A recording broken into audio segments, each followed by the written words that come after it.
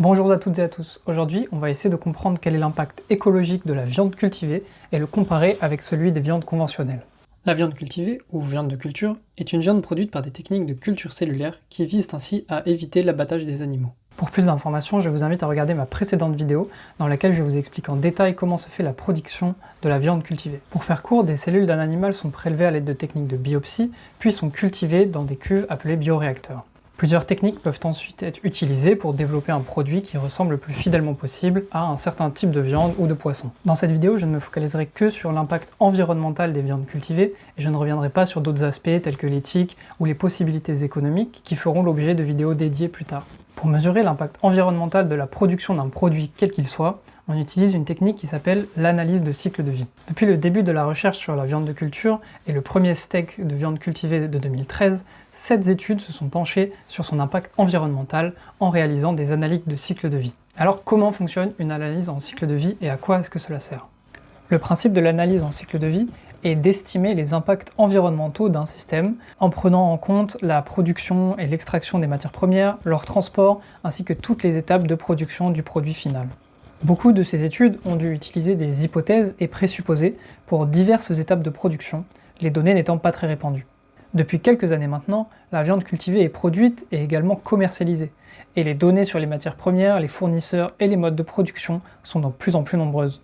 En 2023, une équipe de l'université de Delft aux Pays-Bas a publié l'analyse de cycle de vie la plus complète à ce jour. Ils ont estimé l'impact environnemental de la viande cultivée et l'ont comparé à l'impact environnemental des viandes traditionnelles, mais également aux résultats des précédentes études. Et c'est de cette étude que je voulais vous parler aujourd'hui. Par la méthode de l'analyse en cycle de vie, ils ont pu estimer le coût en eau, en énergie, mais aussi en superficie totale nécessaire à la production de la viande cultivée selon différents scénarios. 3 scénarios de mix énergétique différents ont été estimés pour réaliser des estimations les plus précises possibles.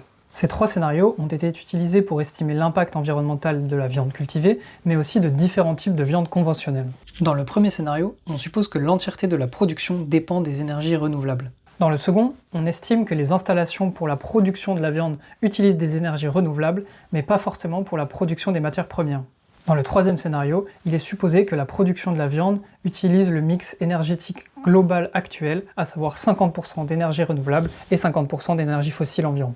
Pour la viande cultivée, d'après ces estimations, les scénarios dans lesquels est utilisée une majorité d'énergie renouvelable réduisent d'au moins 70% les émissions de CO2. La raison principale est bien visible sur ce graphique. La plus grande source d'émissions dans la culture de viande provient de l'énergie utilisée lors de la culture des cellules et dans une moindre mesure les milieux de culture utilisés. Comparons maintenant ces résultats avec les émissions actuelles de CO2 de la production de viande conventionnelle. Ici aussi, plusieurs scénarios sont comparés. Le mix énergétique actuel mondial, le mix actuel européen et un scénario futur utilisant uniquement des énergies renouvelables.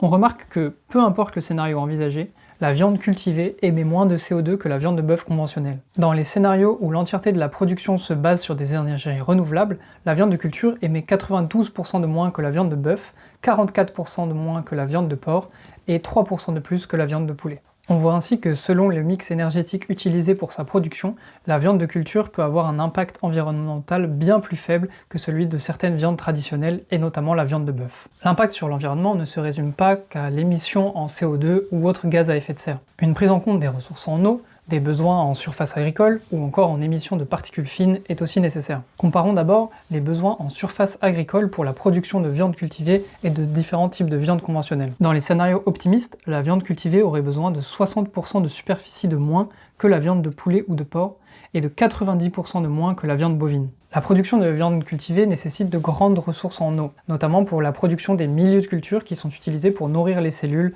dans les bioréacteurs. Dans les scénarios optimistes, la viande cultivée nécessite 28% d'eau supplémentaire comparée à la viande de poulet et 87% de plus que la viande de porc. Elle nécessite cependant 66% d'eau en moins que la production de viande de bœuf. Une des conséquences de l'élevage est l'émission de particules fines et de certains polluants, notamment ceux liés au fumier. En absence de fumier et avec des besoins en fertilisant des sols très faibles, la viande cultivée réduit de 94% les émissions de particules fines comparées à la viande de bœuf, et de 42 et 24% par rapport à celles de cochon ou de poulet respectivement.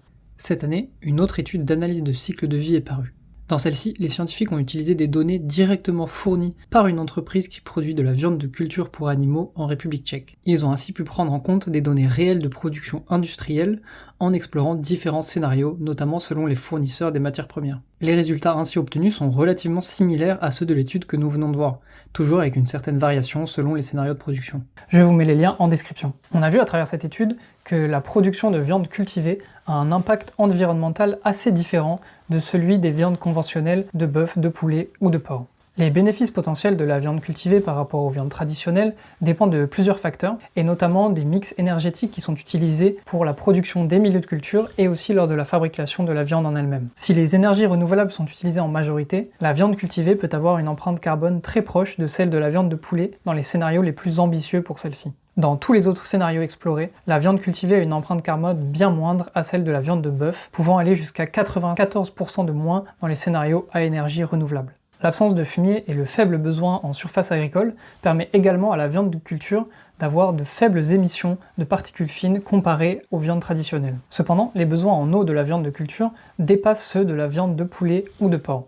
En effet, la majeure partie de l'eau utilisée pour la production de viande traditionnelle provient de l'eau de pluie. La consommation en eau dite bleue, quant à elle, est plus faible que pour les viandes de culture. Il sera ainsi à l'avenir nécessaire de travailler à des méthodes de recyclage de l'eau plus optimisées pour réduire les besoins en eau de la production de viande cultivée. L'efficacité des procédés de production de la viande cultivée permet à celle-ci d'avoir un besoin en surface agricole et en superficie globale bien plus faible que celui des viandes traditionnelles.